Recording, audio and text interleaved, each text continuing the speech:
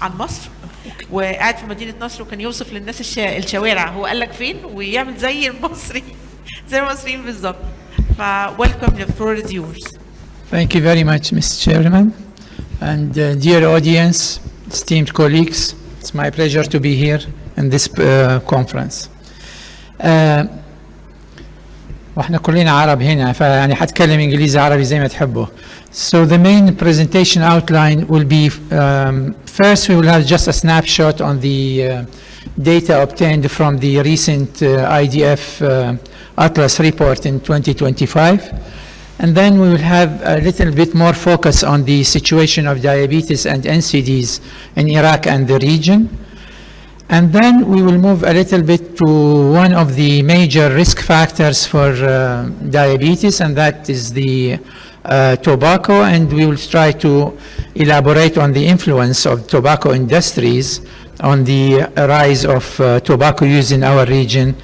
And finally, we will talk about the role of academia in controlling diabetes, hopefully within the next 14-30 minutes. So just a snapshot on the numbers that are reported in the Atlas report for the IDF in 2025, mainly the 589 million adults that are globally having diabetes now, that is the prevalence, and also the expected and predicted that there will be 853 million by the year 2050.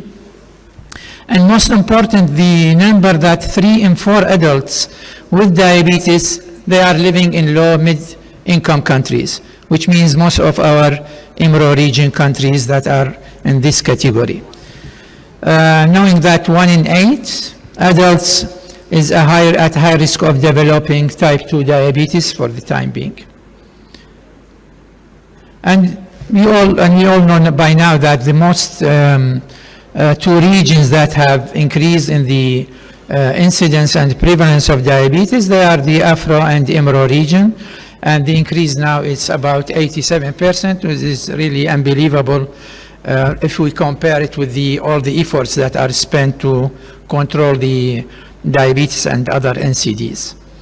Okay, and that means that we have 1 in 6 adults with diabetes, that is 73 millions, and most of them, they are, in all IDF regions. And if we consider it and compare it to the report of 2021, we see that there was 86% increase in the incidence or prevalence of the diabetes all over the world. Okay, what about Iraq? And based on the data from the IDF, we can see here that there is increase in the percentage of the diabetic cases from 2011 and then 2024 and moving on to 2050. I'm not focusing on the figures because I want to focus and invest in the time of the, what is going on in the region. And also the age standardized prevalence of diabetes, we can see that it's exceeding now 6,000 based on IDF report 2025. Okay, let us start with what is going on really in Iraq and the region. For the time being, we have, late 2024, العراق أجرى التخطيط السكاني التعداد السكاني نوفمبر in 2024. حاليا عندنا 5 ملايين. We have 5 million people. They are having increase in the blood pressure, and 2 million people. That is the prevalence of diabetes in Iraq now. We have 2 million people. They have diabetes. On annual basis, we have the incidence is 8,000 regarding diabetes and more than 20,000 in new cases regarding increased blood pressure and hypertension. What about the premature mortality? It's about 3 per 1,000 regarding the NCDs, and it's almost 50% the percentage of death out of the total death in Iraq. It's due to the 4 major diseases, that is the NCDs. The diabetes represents 6% of them. If we compare it to the IMRO region, we'll see that it's almost similar, but the death due to the NCDs, including diabetes, it's increased, it's more even. It's 57%. Okay. Let us focus. I mean, we saw that. I mean, we focus a lot of during the previous few days of the conference. There was a lot of talk about obesity. I want just give a glimpse on what is the role of, as you see, the tobacco on the prevalence and incidence of the NCDs, and mainly we are focusing here on diabetes. So worldwide, if we go to the influence of tobacco on the picture of the NCDs, we see that we have 50 million young teens either smoke cigarette or use smokeless tobacco.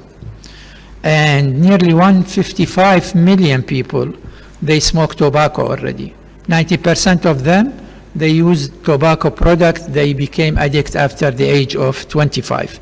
I mean, these are really very horrible pictures about the role of tobacco in affecting the NCD prevalence and incidence, with 8 million deaths due to tobacco use.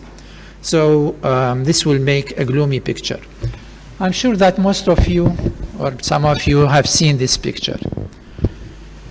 Okay, so let us talk in Arabic. I mean, هذه الصورة هي بعد ما كان تم اتهام أكثر من the most influential tobacco industries in the world. They were accused that tobacco may cause harm to the health of the population. So in 1998, 7 of the most famous industry tobacco companies, they came to the court, and under the oath they swore, after reviewing, of course, 3,000 documents related to tobacco and about 35,000 paper related to the influence of tobacco or impact of tobacco on health. They swear that according to their knowledge, there is no whatsoever harm of tobacco on NCDs and the health of the population. And there is no impact on negative smoking, and that there is no need to alarm the communities about the harm of tobacco. And then there is also no whatsoever reason to think about the second-hand smoking harm. And it was taken for granted. And from that time, till now, we can see what is the influence of tobacco industries on the decision-making in Iraq and the region, mainly the IMRO region, really, and the African region. Okay, so what was the result of that? Of course, they take it for granted, and it was considered as done. So in IMRO now, if we just focus more, I have 6 minutes, oh my God. So if we will focus more, we will see that 11% of tobacco, death is due to tobacco, and that the premature mortality also is on the rise. What is interesting also that, as a country like Iraq, we are spending $1.2 billion importing tobacco products to Iraq. And this figure, although it's really dramatic, but this is not only for Iraq. The IMRO region also is facing similar things. Again, the bad influence of the tobacco industries on the decision making, which is a major risk factor for causing the disease. So whatever we will do, whatever we will use the drugs and the kind of management, if we don't control the risk factors, we will expect what we are expecting from reading that by 2050 we will have this and that and the 800 million and etc. So because the risk factors are there, and we are not, what has been done is not enough to control. Okay, so I want to invest just in the time really, so I will just try to move in a speedy way. So what are the problems then? We have the political barriers, and we have the gaps in the studies and researches that identify why we are not controlling the risk factors, and also, of course, the need for advocacy. This is a study done in Indonesia, trying to measure how much time the adult in Indonesia spend on social media, different social media. And they found that it's about 7 hours, 38 minutes, the youth and adult age group, they are spending on the social media. And that from there was this suggestion that we should invest in these times, that all the regions in the world and all the population, they have this time to focus more on health education, focusing on the risk factors that are causing the NCDs, and mainly diabetes and others NCDs. So what we have done in Iraq regarding what we want to do is we established a national committee trying to endorse the diabetes mellitus as a core topic in the curriculum and the syllabus of our colleges, especially the medical and health professional colleges. And also, as a non-communicable disease, diabetes demand more early detection and patient education and multidisciplinary management. Also, to equip future healthcare professionals with comprehensive knowledge, and also including in the curriculum, fostering more time and sparing more time and sparing more updates that will be continuous on the impact of risk factors and the updates on diabetes and other NCDs on the health of our communities. And of course, this will imply more roles and responsibilities on our students and on our community.